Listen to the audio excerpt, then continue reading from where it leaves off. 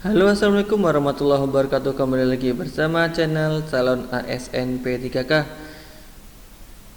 Bagi teman-teman yang barusan bergabung, jangan lupa subscribe channel ini guna untuk mendukung kemajuan channel ini. Bagi teman-teman yang sudah bergabung dan sudah subscribe, saya ucapkan terima kasih dan jangan lupa bunyikan loncengnya untuk mendapatkan update terbaru. Bagi teman-teman yang belum sempat menonton video-video sebelumnya, silahkan lihat kolom deskripsi karena di sana banyak sekali link-link video yang bisa ditonton, atau langsung saja kunjungi channel calon ASN P3K. Oke, langsung saja kita mulai soal yang pertama. Soal nomor 1. Perkembangbiakan tumbuhan secara tidak kawin dengan bantuan manusia disebut dengan perkembangbiakan A. Generatif, B. Vegetatif buatan, C. Vegetatif alami, D. Aseksual alami. Dari keempat pilihan tersebut, jawaban yang paling tepat adalah B. Vegetatif buatan. Pembiakan generatif adalah perkembangbiakan tumbuhan secara kawin atau pembuahan. Proses baik tumbuhan ataupun hewan dapat mengalami perkembangbiakan secara generatif ini. Perkembangbiakan secara generatif ditandai dengan adanya pembuahan. Perkembangbiakan vegetatif buatan adalah perkembangbiakan secara tidak kawin pada tumbuhan dengan bantuan manusia. Perkembangbiakan vegetatif alami adalah perkembangbiakan secara tidak kawin pada tumbuhan dapat terjadi dengan sendirinya. Jika perkembangbiakan vegetatif buatan ada campur tangan dengan manusia, sedangkan perkembangbiakan alami tanpa ada bantuan manusia. Reproduksi aseksual alami. Jenis produksi aseksual ada yang dilakukan secara alami. Alami ini maksudnya tumbuhan dapat melakukan reproduksi aseksual sendiri tanpa bantuan manusia. Soal nomor 2. Kromosom yang menentukan jenis kelamin manusia disebut A. Gonosom, B. Autosom, C. Alele, D. Haploid. Dari keempat pilihan tersebut, jawaban yang paling tepat adalah A. Gonosom.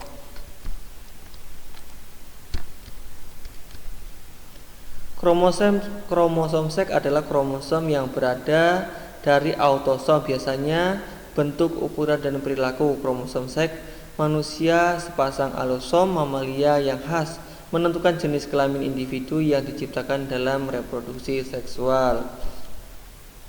Autosom adalah kromosom tubuh yang berjumlah 22 pasang pada manusia. Kelainan pada autosom dapat menyebabkan kelainan pada manusia. Dalam genetika sel, alel merupakan bentuk-bentuk alternatif dari gen pada suatu lokus. Alel adalah sepasang gen yang memiliki pengaruh berlawanan. Alel terbentuk karena adanya variasi pada urutan basa nitrogen akibat peristiwa mutasi. Haploid adalah kromosom yang tidak berpasangan atau N, individu dengan separuh jumlah genom sel normal, sel somatikanya. Keadaan sel separuh jumlah genom sel normal biasanya diambangkan dengan X sama dengan N. Diploid adalah sebutan untuk sel atau individu yang memiliki sel dengan dua set genom. Setiap genom dalam sel berpasangan dengan homolognya berdasarkan ukuran sepanjang kromosom. Sel diploid terbentuk dari fastilasi sel-sel gamet dan haploid. Soal nomor 3. Hasil proses dari oogenesis adalah A. 1 ootid dan 2 badan polar, B. 1 ootid dan 3 badan polar, C. 1 spermatosit primer dan 2 badan polar, D. 1 spermatosit primer dan 3 badan polar. Dari keempat pilihan tersebut, jawaban yang paling tepat adalah B. 1 ootid dan 3 badan polar. Oogenesis adalah proses pembentukan dan pematangan ovum di dalam ovarium. Ada beberapa tahapan dalam proses ini, yaitu pembelahan dan penggandaan, perkembangan, dan pematangan. Hasil akhir dari proses oogenesis yaitu menghasilkan 3 badan polar yang nantinya akan mengalami degradasi dan 1 sel telur atau ovum yang nantinya siap dibuahi. Tubuh wanita membutuhkan proses oogenesis sebelum proses terjadinya kehamilan. Sebab hal tersebut berkaitan dengan fungsi reproduksi manusia. Dalam prosesnya, calon sel telur akan terbagi menjadi beberapa jenis sesuai tahapannya, yaitu oogonium, folikel primordial, oosit primer, oosit sekunder, dan sel telur matang. Soal nomor 4. Mangga manis berbuah besar dengan genotip MMBB gamet. Untuk genotip tersebut adalah titik-titik A. MB, B. MB, C. MB, MB, D. MB, MB, MB, MB, BB. Dari keempat pilihan tersebut, jawaban yang paling tepat adalah C. MB, MB. Pada mangga manis berbuah besar memiliki genotip MB, MBBB. Gamet untuk genotip tersebut adalah MB dan MB. Dengan begitu kita dapat mengetahui bahwa mangga manis berbuah besar dihasilkan dari mangga manis dengan gamet MB dan MB. Soal nomor 5. Fungsi dari amnion adalah titik-titik. A. Melindungi embrio dari guncangan. B. Pertukaran zat antara ibu dan janin. C. Memberi makan dan oksigen pada embrio. D. Melindungi ibu hamil. Dari keempat pilihan tersebut, jawaban yang paling tepat adalah A. Melindungi embrio dari guncangan. Cairan ketuban atau amnion berfungsi untuk melindungi dan memberi nutrisi pada bayi. Jika amnion pecah, itu tandanya bayi siap dilahirkan. Soal nomor 6. Jika 1 sendok NaOH padat dimasukkan ke dalam gelas kimia yang berisi larutan HCl atau asam klorida, ternyata dasar tabung terasa panas. Reaksi ini dapat digolongkan titik-titik. A. Eksoterm, energi berpindah dari sistem ke lingkungan. B. Eksoterm, energi berpindah dari lingkungan ke sistem. C. Endoterm, energi berpindah dari sistem ke lingkungan. D. Endoterm, energi berpindah dari lingkungan ke sistem. Dari keempat pilihan tersebut, jawaban yang paling tepat adalah A. Eksoterm, energi berpindah dari sistem ke lingkungan. Soal nomor 7. Hewan yang berkembang biak dengan membelah diri adalah titik-titik. A. Bintang laut. B. Cacing planaria. C. Protozoa. D. Hidra. Dari keempat pilihan tersebut, jawaban yang paling tepat adalah C. Protozoa. Bintang laut merupakan binatang yang berkembang biak secara ovovivar. Walaupun dalam bahasa Inggris ini dikenal sebagai sebutan starfish, hewan ini sangat jauh hubungannya dengan ikan. Bintang laut merupakan hewan invertebrata yang tidak termasuk ke dalam filum Echinodermata dan kelas Asteroida. Cacing planaria. Platyhelminthes adalah filum dalam kerajaan Animalia. Filum ini mencakup semua cacing pipih kecuali Nemertea yang dulu merupakan salah satu kelas pada Platyhelminthes yang telah dipisahkan. Protozoa adalah hewan pertama. Protozoa merupakan kelompok lain protista eukariotik. Kadang-kadang antara algae dan protozoa kurang jelas perbedaannya. Kebanyakan dan protozoa hanya dapat dilihat di bawah mikroskop. Beberapa organisme mempunyai sifat antara algae dan protozoa. Hidra adalah genus dari hewan air tawar kecil. Hidra juga merupakan hewan pemangsa yang termasuk dalam filum Cnidaria dan kelas Hydrozoa. Hidra juga termasuk hewan multiseluler yang memiliki tubuh berbentuk tabung. Panjang tubuh diperkirakan 10 mm. Soal nomor 8. Ruang lingkup biologi yang dalam mengkajinya memerlukan alat bantu mikroskop misalnya titik-titik. A. Atom dan molekul. B. Organel, sel dan jaringan. C. Bioma dan biosfer. D. Membran sel saja. Dari keempat pilihan tersebut, jawaban yang paling tepat adalah B. Organel sel dan jaringan. Ruang lingkup dalam biologi yang dapat diamati dengan mikroskop adalah sel, organel, dan jaringan. Membran sel adalah membran yang semi permeabel pada sebuah sel yang mengelilingi dan membungkus isi sitoplasma dan nukleoplasma. Membran sel memisahkan diri dari cairan interstitial dan di sekitarnya. Pembentukan membran sel dilakukan dengan bahan dasar berupa lipoprotein yang dibentuk oleh lemak dan protein. Soal nomor 9.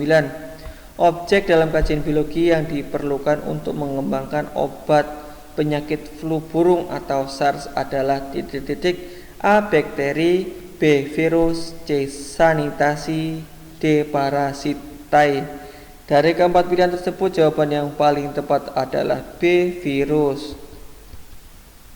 Bakteri adalah sekelompok mikroorganisme bersel satu yang diklasifikasikan pada tingkat domain. Bersama dengan domain archaea, bakteri digolongkan sebagai prokariota. Sel bakteri memiliki bentuk tertentu, misalnya menyerupai bola, batang, atau spiral, yang biasanya berukuran mikrometer. Virus adalah mikroorganisme patogen yang hanya dapat bereplikasi di dalam sel karena mereka tidak memiliki perlengkapan seluler untuk bereproduksi sendiri. Semua bentuk kehidupan dapat diinfeksi oleh virus, mulai dari hewan, tumbuhan, hingga bakteri dan archaea. Sanitasi mengacu pada kondisi kesehatan masyarakat yang terkait dengan air minum bersih dan pengolahan serta pembuangan kotoran manusia dan kotoran. Mencegah kontak manusia dengan feses merupakan bagian dari sanitasi, seperti halnya mencuci tangan memakai sabun.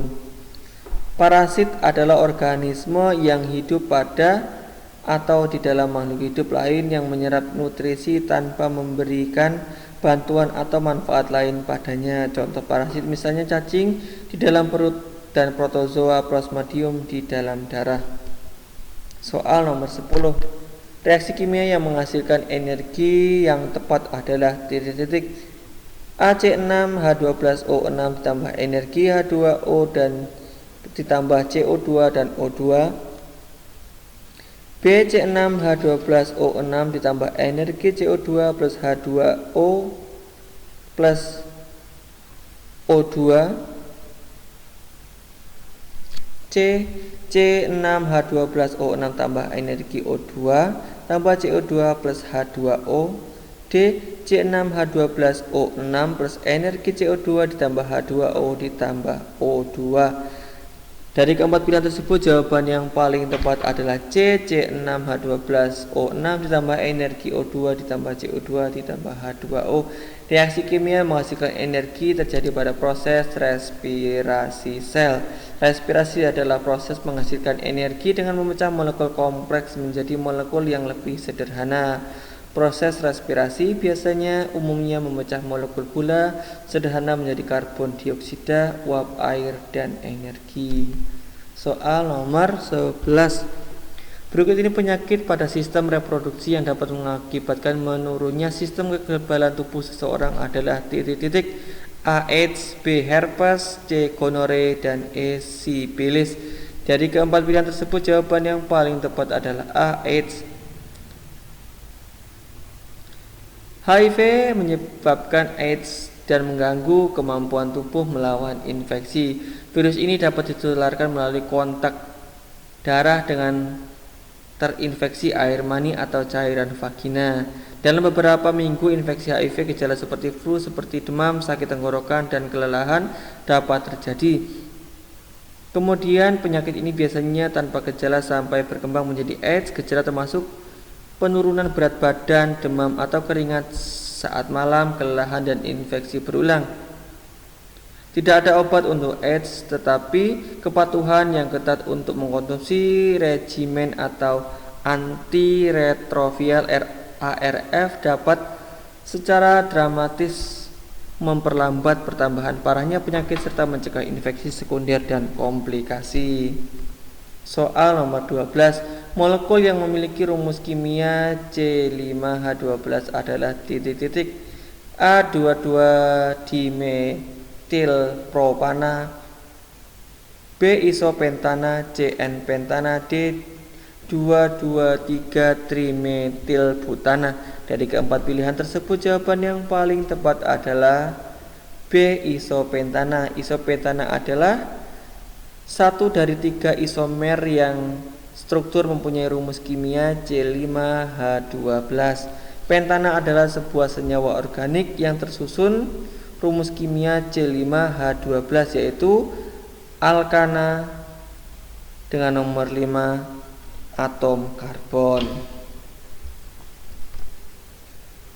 Soal nomor 13.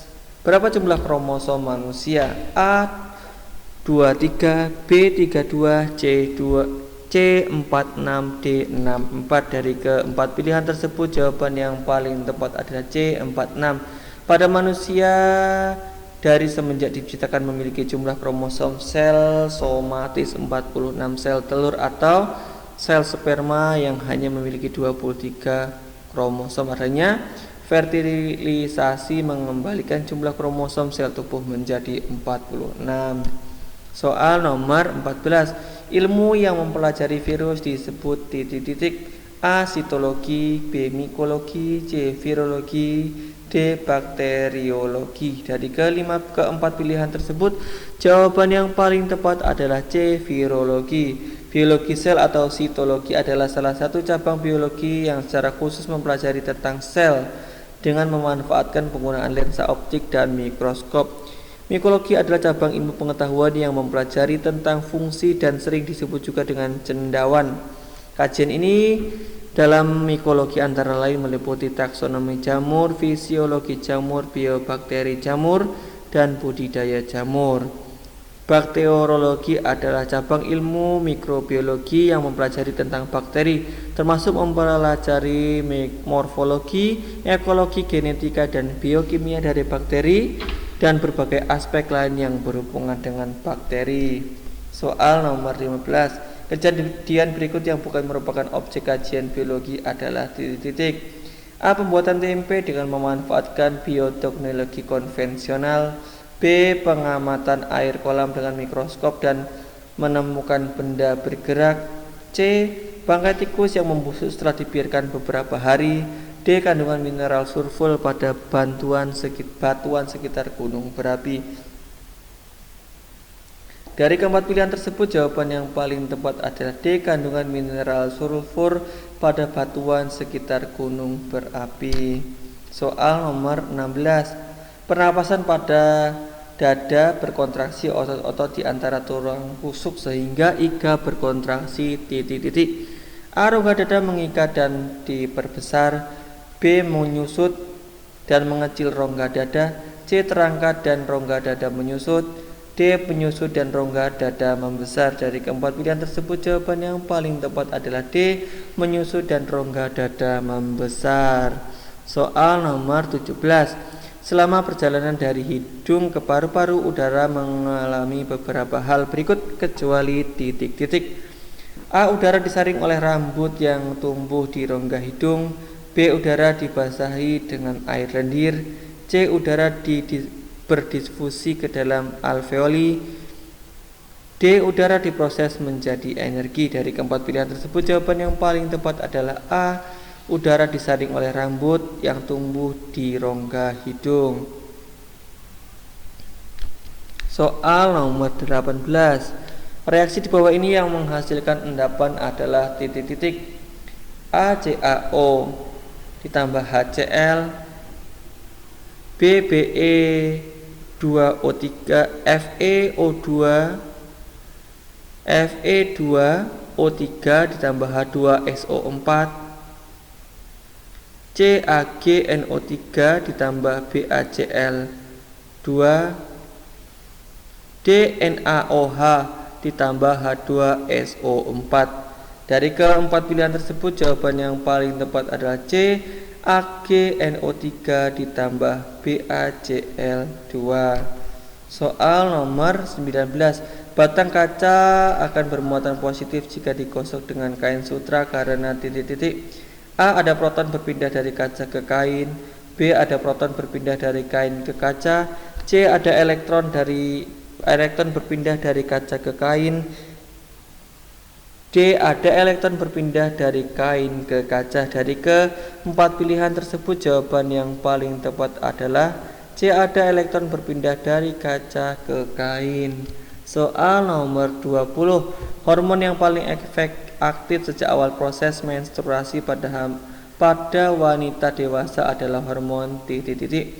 A. Estrogen. B. Progesteron. C. FSH. D. Gonadotropin. Dari keempat pilihan tersebut, jawaban yang paling tepat adalah C. FSH. Oke, demikianlah pembahasan seputar formasi P3K guru ilmu pengetahuan alam atau guru IPA. Bagi teman-teman yang barusan bergabung, jangan lupa subscribe channel ini guna untuk mendukung kemajuan channel ini. Bagi teman-teman yang sudah bergabung dan sudah subscribe, saya ucapkan terima kasih dan jangan lupa bunyikan loncengnya untuk mendapatkan update terbaru. Bagi teman-teman yang merasa video ini bermanfaat, jangan lupa share ke teman-teman yang lain agar video ini semakin bermanfaat dan saya ucapkan terima kasih. Dan akhirnya saya akhiri, wassalamualaikum warahmatullahi wabarakatuh.